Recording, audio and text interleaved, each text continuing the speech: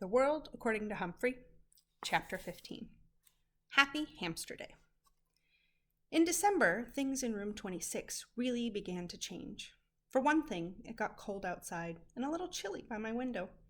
In the early morning, frost pictures would appear on the glass. One picture looked like a big snowflake. Another looked like a lion. Scary.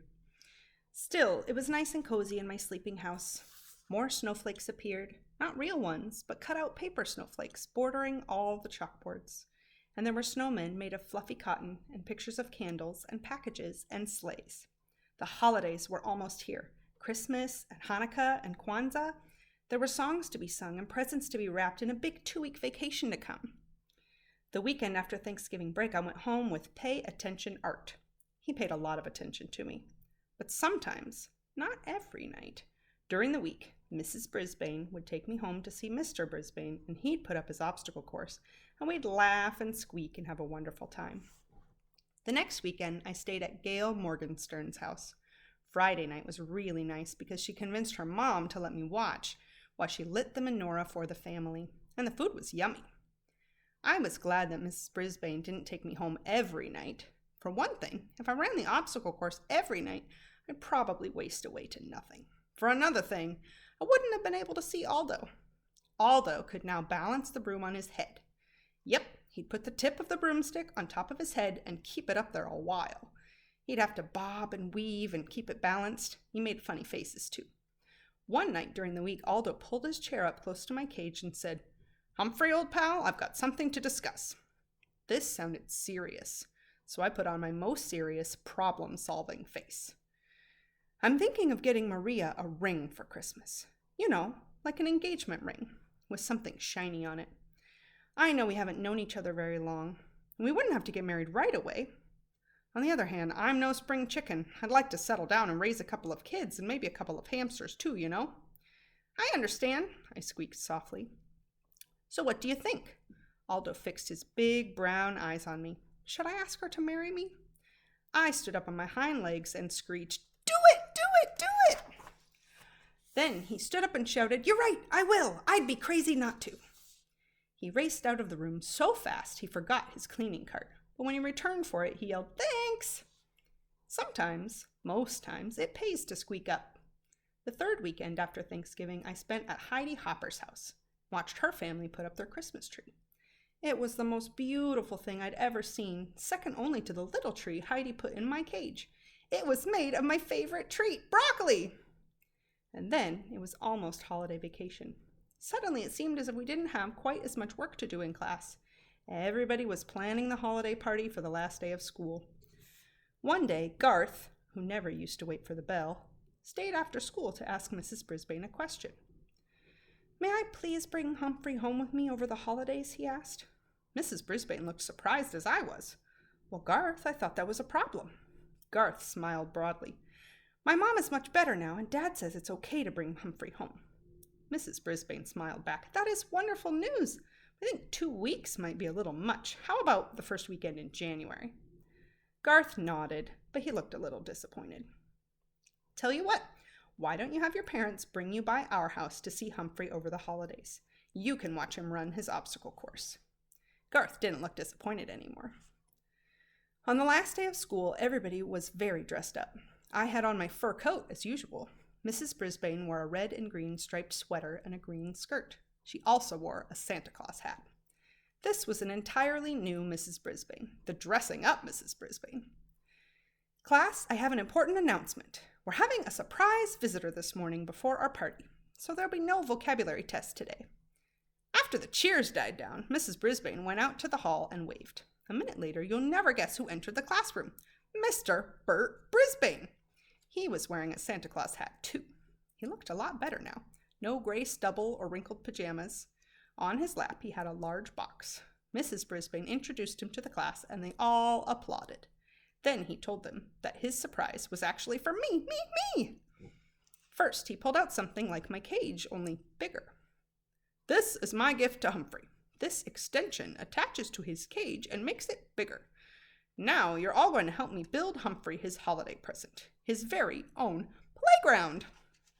The kids squealed and giggled and clapped, and I couldn't hold back a big squeal of my own. I could keep my homey cage with its lock that doesn't lock, but I'd also have my own park to play in. Mr. Brisbane gathered my classmates around the big table and explained his plans. Mrs. Brisbane unloaded the pieces. First there was a seesaw, and then a tree branch to swing from, a big jungle gym, and 2 ladders, one to climb and one to walk across like a bridge. My. Saya held me while the other kids worked on my cage. She patted me gently and murmured comforting words. Meanwhile, Mr. Brisbane patiently instructed the children as they arranged the pieces. He even made sure everyone got a turn.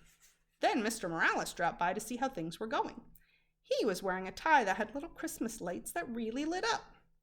He and Mrs. Brisbane stood behind the children, watching as my playground took shape.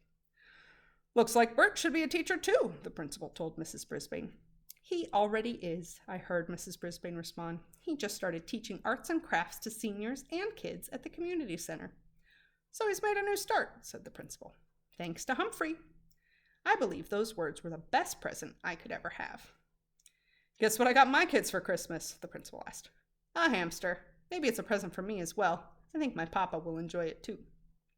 When Saya put me back in the cage, everyone watched as I raced to my new playground, climbed the jungle gym, made a leap to the tree branch, and jumped over the seesaw.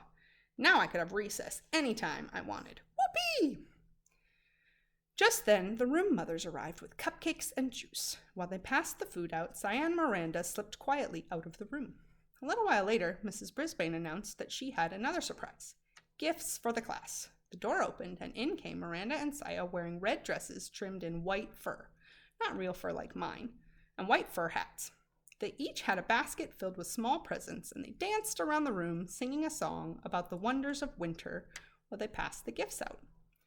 When the kids had opened their packages, they each found a keychain with a small furry toy hamster attached. The hamsters came in all colors: red, green, purple, gold, silver. Nice.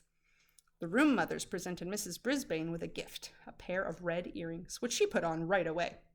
I already thought it was a perfect day, but it wasn't really quite perfect until Mr. Morales peeked out into the hall and announced that he had a big surprise. I wasn't sure we could stand many more surprises. And then she walked in.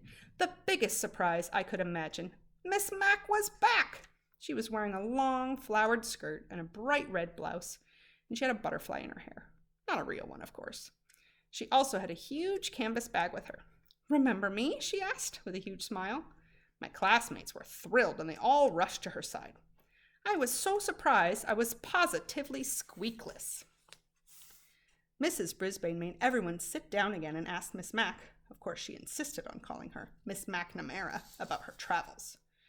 Miss Mac told us about the rainforest and teaching in a school in Brazil. She opened her big bag and took out a stack of holiday cards. Her Brazilian students had made a card for each child in room 26.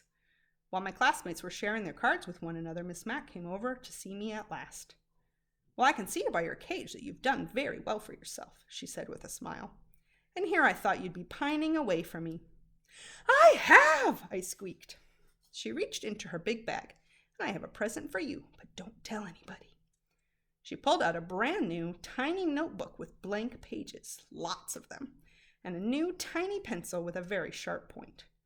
"I thought you might need this." She tucked it behind my mirror.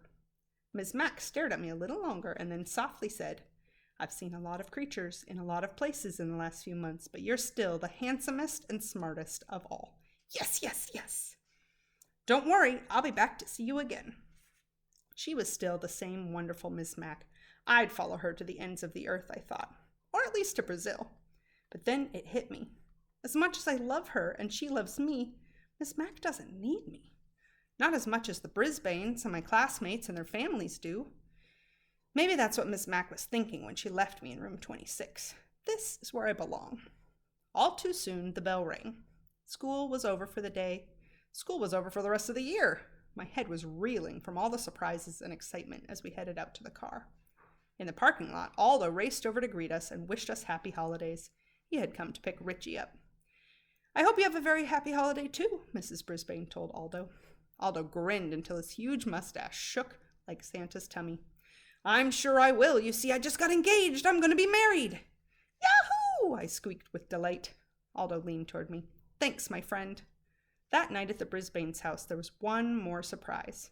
The doorbell rang, and a very tall and good-looking young man appeared. He was wearing a Santa Claus hat, but he wasn't Santa. He was Jason, the Brisbane's son. He'd come all the way from Tokyo to surprise his parents. They were so happy to see him, they both cried, just a little. I almost cried, too. Soon the house was filled with friends and neighbors, and Miss Brisbane played piano while everyone sang carols and drank hot cider. I nibbled on raw apple and squeaked along. Later that night, when the house was quiet, I thought about all I'd done in the months since I left Pet-O-Rama. I didn't know anything about the world then, but I've sure learned a lot. I can read and write, and I know all the state capitals. Just ask me one. I learned you should never ever turn your back on a dog, and that it's a good idea to turn off the TV once in a while. I found out kids have problems, and so do teachers and principals. Sometimes all people need is a little encouragement. Most of all, I learned that one small hamster really can make a big difference. I decided to write down some of the things I've learned from my adventures. But there was just one more line left in my first notebook. So I thought, and then I scribbled down exactly what I was feeling deep in my hamster heart. Joy, joy, joy to the whole wide world.